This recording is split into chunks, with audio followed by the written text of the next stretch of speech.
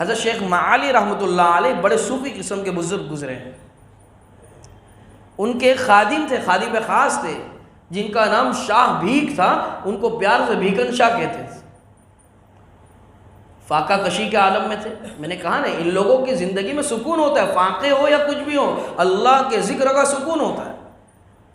सफ़र तय हो गया हज़रत वाला का, 10 दिन जाना था सफ़र में, और सफ़र की जो मंजिल थी अपने घर से 10 मील की दूरी पर थी।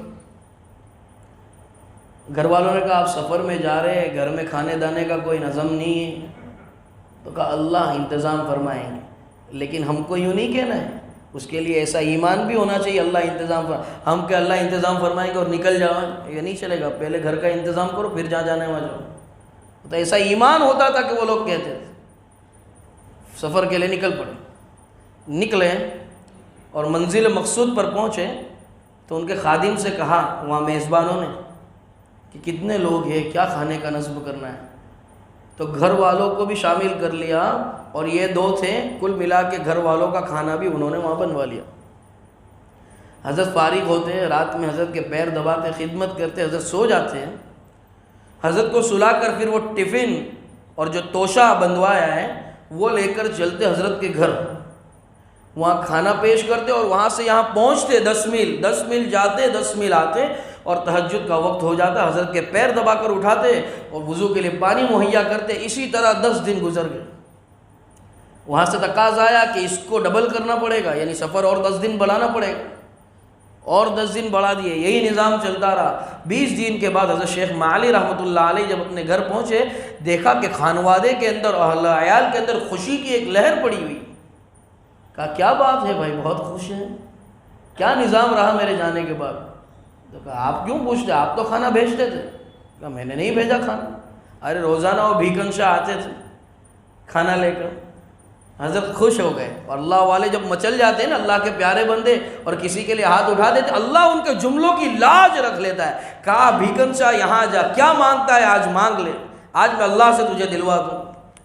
तो कहा कुछ नहीं चाहता, बस चाहता हूँ तो एक चीज़ कि मैं हूँ बहू तुम्हारे जैसा हो जाऊँ, तुम्हारे कल्ब में मारिफत का जो नूर है वो मेरे अंदर अल्लाह को कहकर मुंतकिल फरमा दीजिए।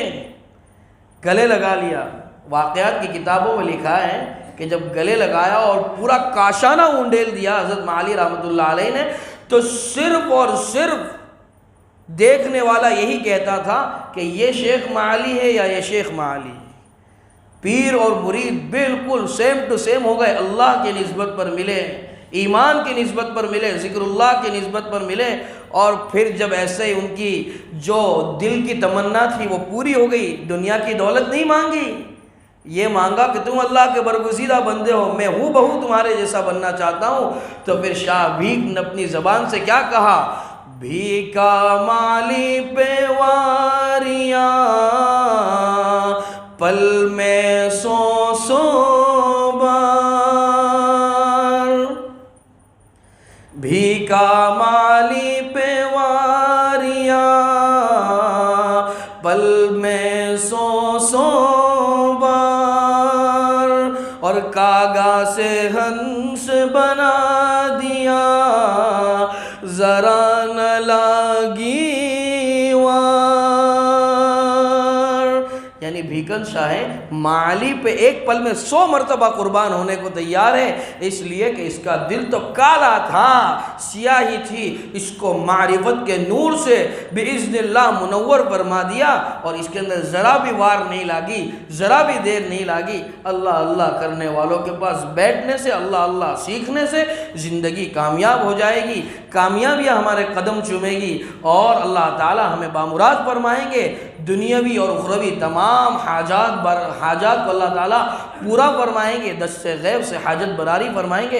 अल्लाह ताला अपने ज़िक्र से मोहब्बत अता फरमाए, अपना नाम लेने की तौफ़ीक़ अता फरमाए।